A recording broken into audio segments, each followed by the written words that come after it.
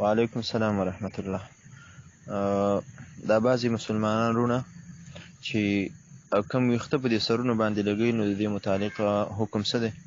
نو په دې کې تفصیل دا دی چې کم یو انسان چې ویښته لګوي، نو اول خو دا ده چې محض زینت دپاره سړي دا ویښته لګول دا ښه خبره نه ده، ناپسندیده عمل دی.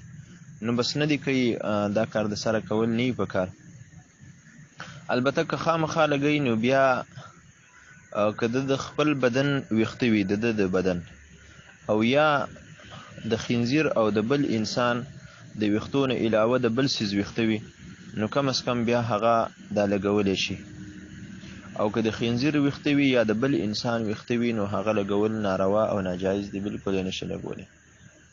د دې نه علاوه دا ویښته چې که د اپریشن په ذریعې سره په دې سر کې لګولی شي او هغه بیا په خپله باندې لویږي یا نه لویږي، خو لیکن هغه بیا بار بار لرکولی نشي، په پښه باندې ولګي، نو دا چونکې بیا د بدن حصه وګرځي، لهذا بیا په دې باندې غسل باندې مسح هم کولی شي، مطلب ته چارندام کوي او مسح پې کوي، بالکل کیږي. که غسل کوي او صرف دغه لانده شي او دننه اوبه لاړې نه شي، نو بس بالکل دا ټیک شو. چې کوم وږ ورته ویلی کېږي او په دې ویښتو باندې په دې سر باندې داسې پټی شان وي، څه د شونټۍ په هغه پې کېږي، نو د دې متعلق دوه احکام دي. یو حکم یې دا دی چې بالکل دا په پښه باندې ولګوي، هغه بالکل په اله اسانه باندې نه لر کېږي، هغه په پښه باندې دوی لګوي کیمیکلز باندې، نو بیا په هغې باندې مسح کېږي، مسح کول پې جایز دی. دغه شان که غسل کوي، په غسل کې په هغې باندې که دغه وږ لون شي او نور اگر چې لون نه شي، خو دا بیا ټیک دی.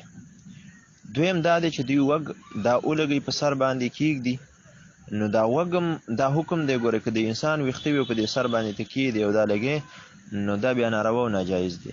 البته که د ځناور ویښته یا د بل څیز ویښته دي، د انسان نه دي، نو کم از کم دغه وږ وغیره دا ځان سره لګولی شي.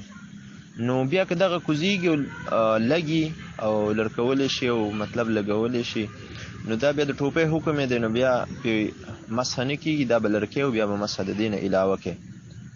دغه شان که یو سړی غسل کوي، نو اول به دا لرکې، بیا به سر ویښته دا لندی نور، هله به دا غسل کافي کېږي، نه په کافي کېږي. زنانه دا بعضې د ویښتو اوږدولو دپاره چې کوم دی ځان سره دا ویښتو سره ویښته پیوست کوي، نو د دغې متعلق هم دا حکم دی که هغه د انسان یا د بلې زنانه ویښته وي او دی د خپلې ویښتو سره پیوست کوي، ګوره دا ناروا او ناجایز او حرام دی. البته د دې په متعلق دا حکم شته دی که چېرته دا ویښته دا د بلې زنانه نه وي بلکې د زناور ویښته دي، نو بیا دغه د زینت دپاره د ویښتو اوږدولو دپاره د خپلې کمسۍ سره پیوست کول دا بیا جایز دی، بالکل دا کولی شي. وعلیکم السلام ورحمت الله.